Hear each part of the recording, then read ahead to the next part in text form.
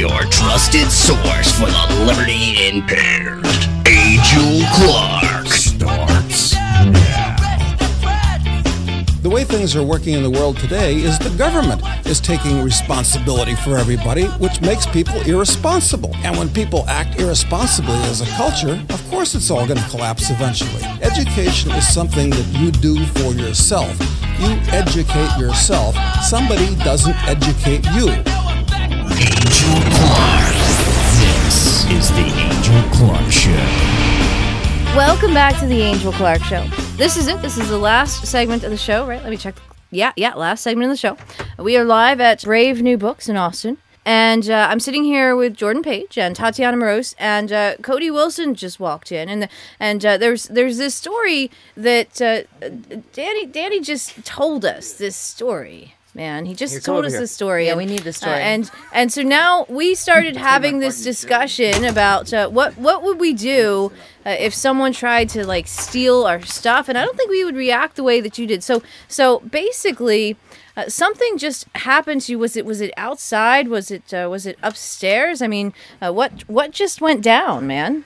It's crazy. You already know what you might do. I was in Brave New Books. I come to see Harlan sometimes. I'm with a journalist friend who's kind of following me around, and like the irresponsible person I am, I left my phone and my keys and my wallet on the counter, because Brave New Books is normally people that all kind of know each other. Yeah, it seems like it's like a voluntarist, anarchist, libertarian-esque place. If you can't trust these people to like hide your Bitcoin and bury gold in your yard, you know, like, then who do you trust? You're in trouble. So again, I guess I have my defenses way down. I know that Brave New Books has access to the street, and then there were some people by the counter while we were looking at some books in the back, or Harlan was showing me how he's setting up 512 Bitcoins. Yeah, there's an event this weekend.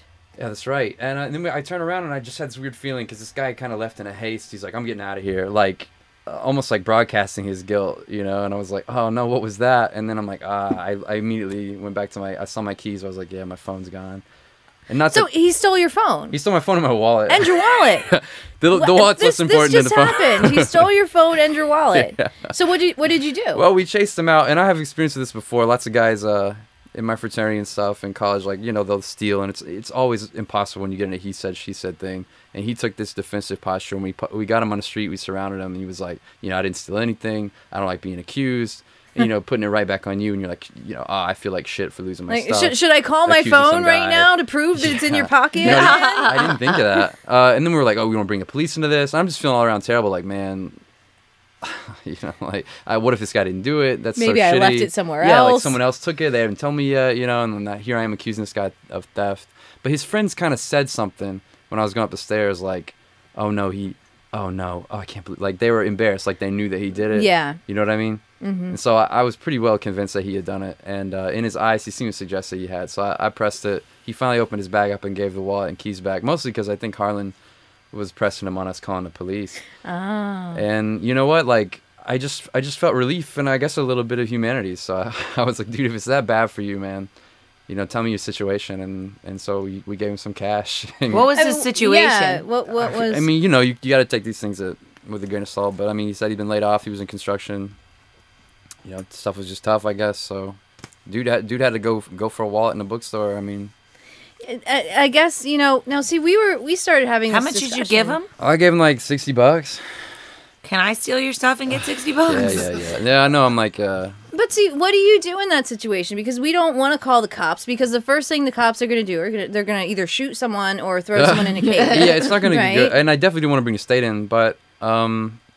You know, I told him I was glad he was in the bookstore, and there was ideas in there worth checking out.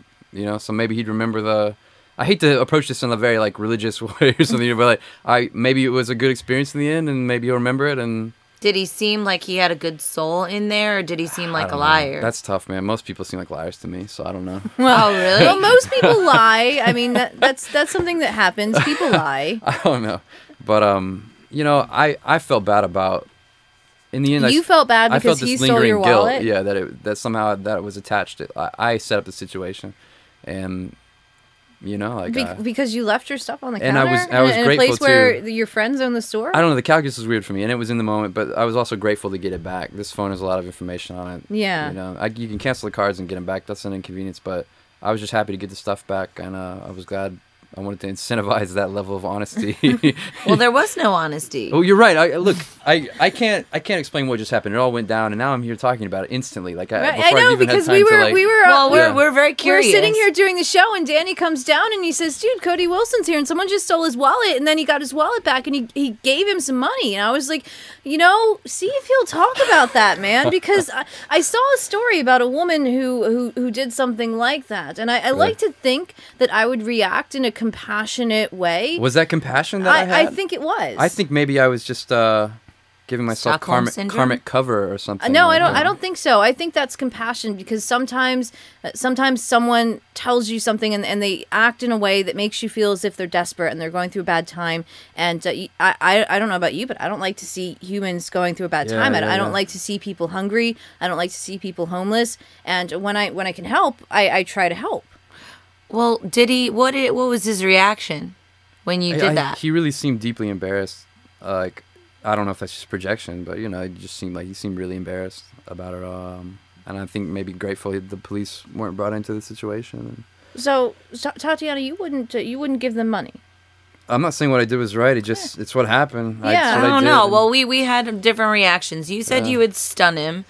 Dave said Right, he'd punch stun him in gun. the face, and Yeah. and the jury's still out with me. I'm pretty sure I don't think that I would give him money, but I wasn't in yeah. this situation, so Well, it was a spontaneous thing, and we were right by an ATM, so maybe the calculus is different when you're right there by all those things. You don't have your PIN number written on your cards, do you? No. I was talking to a friend of mine like 2 days ago who just had his wallet stolen, and he had his PIN number written on his bank card like a genius, Yeah. right? So they cleared out his bank accounts, and his fuck. bank's like, you're responsible for this because you're Yeah, the you got idiot the that PIN number on wrote your PIN number on the card. Like it says right Yeah. here on the card, if you write your PIN number on it, You then hear that all the time in human intelligence about just people writing their passwords on the sticky note right on the monitor. right, and they still do Yeah, it. This is like the easiest way to, human mistakes are always how we're gonna hack systems, and Yeah.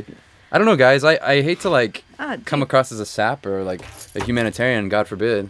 I don't know. I think the chicks are gonna be like, "Oh, he's so dreamy." How you think so? Oh, so dreamy. I'm conflicted. That's Let's what see, I he am. likes to help people. I saw him in his eyes, and then I saw myself. But for the grace of God, there go I. Look, Hey, maybe that was my moment that I was looking for earlier in the right? show. Oh, look, it's time for time to slow down, right? It's so strange though that this could be immediately internalized and made media of. It's so this has been a weird 10 minutes for me. I'm sorry to make it weird, man. We were just. It's like, oh, and behind this closet there's a radio show happening. Like, let's talk I about know what happened. here. we're traveling, man. We're traveling. We went to the Texas Bitcoin conference, Oh, for and then real? there's the show here tonight, and so we busted from Delaware, Wow. and we were here, and we were like, well, we need a place to do the show, and they've got this crypto show that they're doing now, so Yeah. we could use their studio. Well, that's so cool. Yeah. Thanks for having me on so spontaneously in your final segment. Thanks for not calling the cops on someone Yeah. and for being compassionate instead of, we have like pepper spray and stun gun, and we tend to go that route, which I know is not as There were no nice. printed pistols on me at the moment, so I Right. couldn't. Yeah. Right. Yes. Okay. All Well, I right. appreciate it, guys. Oh, and so you're going to be here Sunday? Yeah. The 512 thing. Yeah, so you're going to be here Sunday.